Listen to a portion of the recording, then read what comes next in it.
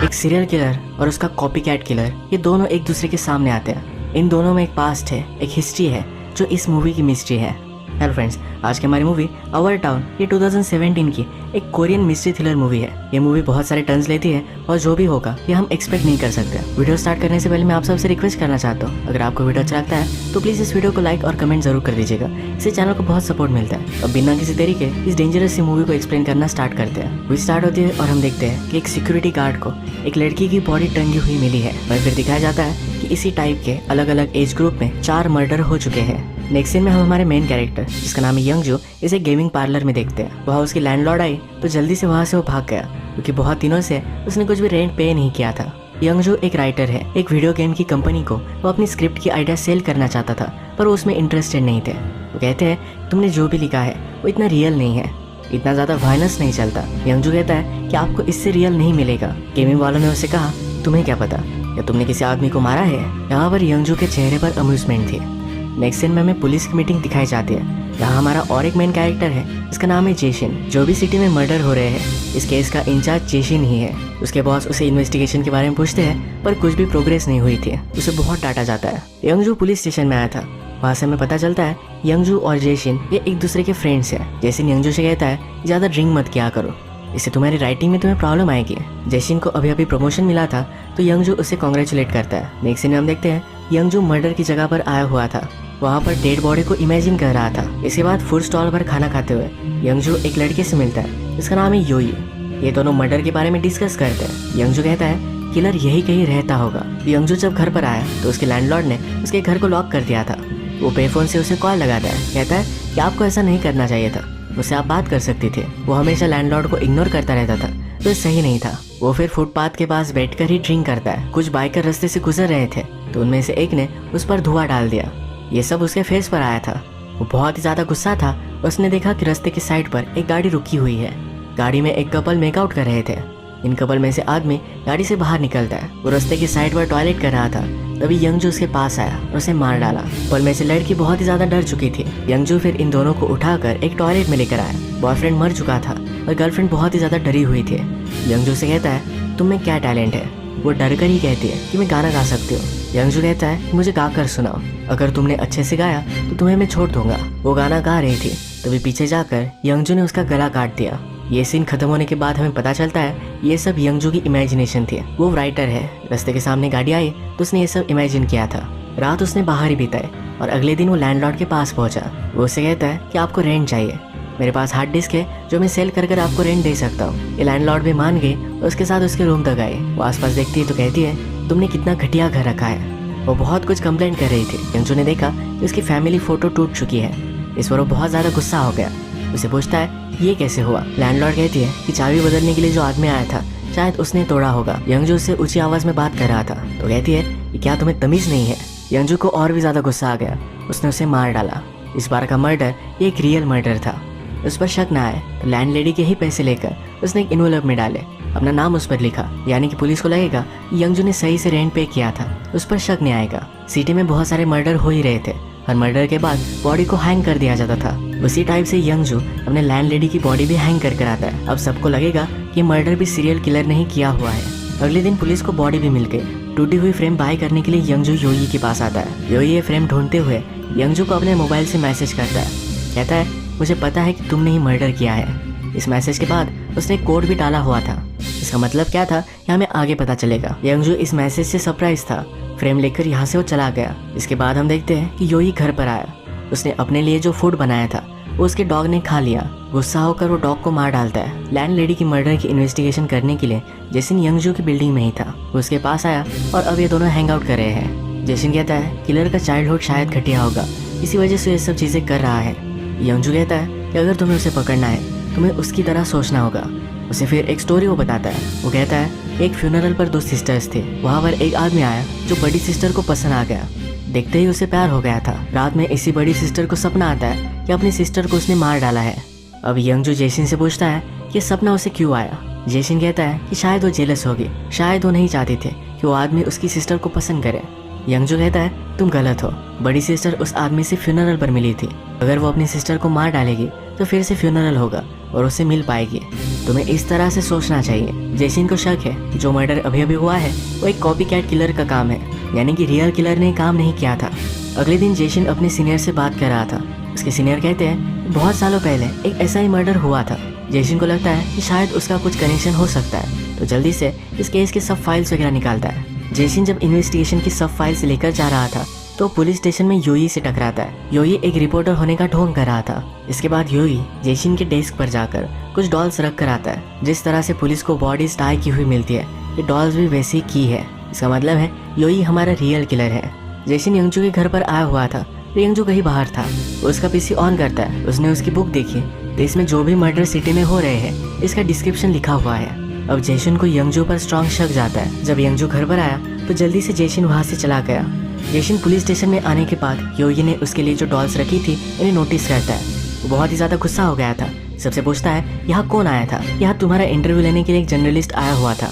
जेसिन जब योगी से टकराया था तब उसने उसका फेस देखा है, उसे मालूम है वो कैसे दिखता है। जेसिन कहता है कि उसका आई कार्ड दिखाओ। इस आई कार्ड पर एक दूसरे रिपोर्टर का नाम है जो वैकेशन पर गया हुआ है। इस कार्ड पर फिंगरप्रिंट चेक करने के लिए बोलता है, तो योई ने ऑलरेडी फिंगरप्रिंट्स मिटा दिए थे। लैंडलेडी के केस में एक विटनेस थी। वो कहती है कि जब उसका मर्डर हुआ उसके एक दिन पहले किसी के साथ झगड़ा कर रही थी। ये झगड़ा रेन को लेकर था। जेसिन का यंगजू पर शक और भी स्ट्रांग हो गया। पुलिस ने योई का स्केच बनाया हुआ था। जब जगह पर लगा था तो यही उसके सामने खड़ा होता है। वो एक आदमी से पूछता है क्या ये मेरे जैसे दिखता है? वो आदमी इस पर हंसकर चला जाता है। योई को मजा आता है कि उसने इस आदमी को फूल बनाया। इसके बाद हमें उसके बचपन का सीन दिखता है। योई बहुत ही छोटा था तो उसकी मदर उसे क्लोजेट में बंद कर देती थी। नीचे जाकर एक आदमी के साथ इंटीमेट होती थी। ये सब आवाजें सुनना योई को पसंद नहीं था। जेसिन जो अब करंट मर्डर होते हैं उसे टाइप के एक पुराने मर्डर को भी इन्वेस्टिगेट कर रहा था। जिस लेडी का मर्डर हुआ था बहुत सारे बिजनेस चलाती थी। इसमें उसकी बिल्डिंग्स थी, उसका फर्नीचर का बिजनेस था। जो लोग उसे मनी पे नहीं कर पाते थे उन्हें वो बर्बाद कर देती थी। पुलिस को लगा था कि उनमें से किसी ने उसे मार डाला, इसी वजह से केस बंद हो चुका था। फर्नीचर के बिजनेस की बात हुई तो जेसिन को अपनी बचपन की एक बात याद आई। वो बचपन में यंगजू के साथ हाई स्कूल में था। एक दिन उसके घर पर डिनर कर रहा था तभी यंगजू के फादर वहाँ आए। उन्होंने जेसिन को घर से बाहर निकाल दिया था। उनका फर्नीचर का बिजनेस था और उन्हें मनी प्रॉब्लम थी। एक दिन स्कूल में फाइट होने की वजह से जेसिन बहुत ही ज्यादा हर्ट हो चुका था। वो यंगजू के घर पर आया था। यंगजू के फादर ने देखा तो जेसिन को मारने लग गए। जेसिन ने भी फाइट बैक किया तो घर में आग लग गई। इसी आग में यंगजू के फादर और मदर ये दोनों मर गए थे। इस आग लगने का ब्लेम फर्नीचर बिजनेस को जो ओन करती थी इसी पर लगा दिया गया था। जेसिन को पता चला है कि उसी ओनर का मर्डर हुआ था। उसे यंगजू पर शक है तो उसके घर में आया। बाथरूम में जाकर उसने इन्वेस्टिगेशन की तो उसे वहाँ ब्लड के स्टेन्स मिले। उसे शॉक लगा कि यंगजू सच में एक किलर है। इसके बाद हमें यंगजू का फ्लैशबैक दिखाया जाता है। जैसे कि हमें पता है कि जेसिन ने जो आग लगाई थी उसमें उसके मदर एंड फादर मर गए, पर यह सब ब्लेम फर्नीचर के बिजनेस को ओन करने वाली लेडी पर आया था। यंगजू ने बदला लेने के लिए उस लेडी को मार डाला। यही योई की मदर थी। अब इस सिचुएशन को मैं आपको फिर से एक्सप्लेन करता हूँ। यंगजू के फादर बहुत ही अब्यूसिव थे। जेसिन और यंगजू के फादर का झगड़ा हो गया। एक्सीडेंटली जेसिन से आग लग गई। इस आग में यंगजू के मदर और फादर मर गए। इस पूरे इंसिडेंट का ब्लेम फर्नीचर बिजनेस ओन करने वाली लेडी पर आया। ये जो लेडी थी यही योई की मदर थी। यंगजू को बदला लेना था तो उस लेडी को उसने मार डाला। रात में जेसिन यंगजू के पास पहुंचता है। कहता है तुम्हें मुझे कुछ बताना चाहिए। ड्रिंक करते करते उसे एक जगह पर वो लेकर आया। जेसिन यंगजू को बहुत मारता है। पूछता है तुमने किया क्यों? यंगजू को मारते मारते ही जेसिन को एक कॉल आया। सिटी में 2 पुलिस ऑफिसर्स का मर्डर हो चुका है। ये मर्डर योई ने किया था। जेसिन ने फिगर आउट कर लिया कि यंगजू रियल किलर नहीं है, पर अपनी लैंडलेडी को उसने मारा हुआ था। यंगजू जेसिन से कहता है मुझे अरेस्ट कर लो। जेसिन कहता है कि सजा अब रियल सीरियल किलर को ही होगी। यंगजू उसका फ्रेंड है तो उसने उसे छोड़ दिया। नेक्स्ट सीन में हम देखते हैं कि योई ने यंगजू को कॉल किया था। वो उसे काउंसिल की मीटिंग में बुलाता है। यंगजू को पता है कि मैसेज उसे सीरियल किलर ने किया था। इस सीरियल किलर का मैसेज उसने जेसिन को भी दिखाया हुआ है। काउंसिल की मीटिंग में डिस्कशन चल रहा था कि सीरियल किलर से बचने के लिए सब लोग पूरी सिटी में पेट्रोल करेंगे। ये मीटिंग खत्म होने के बाद यंगजू योई का पीछा करता है। उसे शक है कि वही एक सीरियल किलर है। योई की शॉप के ऊपर कुछ डिजिट्स लगाए हुए हैं। ये वही डिजिट्स है जो सीरियल किलर के मैसेज में थे। जेसिन सब विक्टिम्स का बैकग्राउंड चेक करता है। विक्टिम जिस स्कूल में थी यही पर योई भी था। जेसिन ने फिर योई की वेबसाइट देखी और उसे पता चल गया कि वही सीरियल किलर है। नेक्स्ट सीन जब हम देखते हैं तो योई एक टीनेजर था। उसे एक लड़की बहुत ही पसंद आती थी जिसका नाम था सोयुन। सोयुन का भी मर्डर हो चुका है। योई ने सोयुन को एक फोन दिया था पर वो उसका फोन कभी भी उठाती नहीं थी। योई उसके घर पर पहुंचा तो उसे दरवाजे पर ही रखती है। योई कहता है मुझे एटलीस्ट घर में बुलाओ, बाहर ठंड है, मैं कॉफी पी सकता हूँ। सोयुन के साथ उसका बॉयफ्रेंड था जिसका नाम था मैसोंग। मैसंग और सोयून ने योई का मजाक उड़ाया और वो अंदर चले गए। इस बात को बहुत सारे साल गुजर चुके हैं। अब योई ने सोयून को मार डाला है और वो मैसंग के पास पहुंचता है। उससे पूछता है, क्या तुम हमारे क्लासमेट्स के कांटेक्ट में हो? मैयूंग कहता है कि सोयूंग मेरी गर्लफ्रेंड थी, हम इंटीमेट होते थे तो अजीब अजीब वो आवाज़ें निकालती थी। योई इस पर उसे कहता है क्या वो मेरी है। मैयूंग को बहुत ही एम्बेरस लगा। वो कहता है मैं सिर्फ मजाक कर रहा था। योई ने एक चाकू लेकर मैयूंग को मार डाला।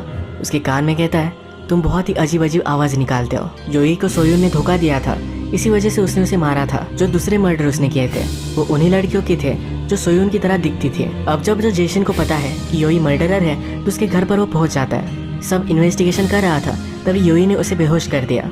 उसने फिर यंगजू को कॉल लगाया, कहा कि तुम्हारा फ्रेंड मेरे पास है, आकर उसे लेकर जाओ। यंगजू घबरा कर जल्दी से वहाँ पहुँचता है। योई के घर में उसने ब्लड नोटिस किया। घर से बाहर आने के बाद योई कार में था। ये कार वो स्टार्ट करता है और यंगजू उसका पीछा करता रहता है। वो उसका पीछा करते करते प्लेग्राउंड तक आया। प्लेग्राउंड में जेसन को लटकाया हुआ है, वो भी जिंदा है।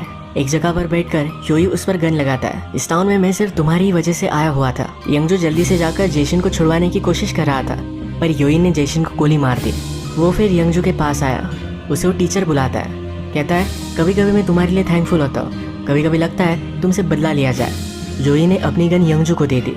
वो चिल्लाया कि मुझे मार डालो। वो उसे मार नहीं सकता था पर योई ने खुद ट्रिगर दबा दिया। अब योई यंगजू को थैंकफुल क्यों था, उसने उसे टीचर क्यों बुलाया, इसका रीजन हमें पता चलेगा। योई के मदर के गुजर जाने के बाद उसे स्कूल में लड़के बुली करते थे। उन लड़कों से यंगजू ने उसे बचाया था। यंगजू और योई ये दोनों फिर एक ही स्कूल में थे। यंगजू हमेशा उसका ख्याल रखता था, इसलिए योई उसे टीचर बुलाता है। योई को पता था कि यंगजू ने उसकी मदर को मारा है क्योंकि जब मर्डर हो रहा था तो योई क्लोजेट में ही था। उसने उसे देखा था और इतने सारे साल उससे बदला लेना चाहता था। लास्ट में उसने यंगजू के हाथ में गन रखकर ही अपने आप को मारा है, यानी कि सब मर्डर का इल्जाम अब यंगजू पर आएगा। फाइनली उसने अपना बदला ले ही लिया। इसी तरीके से मूवी एंड हो जाती है। आज का वीडियो हम यही खत्म करते हैं। आपको वीडियो अच्छा लगा तो प्लीज़ इस वीडियो को लाइक कर दीजिएगा। मैं बहुत सारी मूवीज लेकर आता रहता हूँ तो प्लीज़ इस चैनल को सब्सक्राइब कर दीजिए। बेल नोटिफिकेशन आइकन दबाना मत भूलिएगा। वो फिर से मिलेंगे और एक नई मूवी के साथ। तब तक के लिए थैंक यू और आप अपने आप का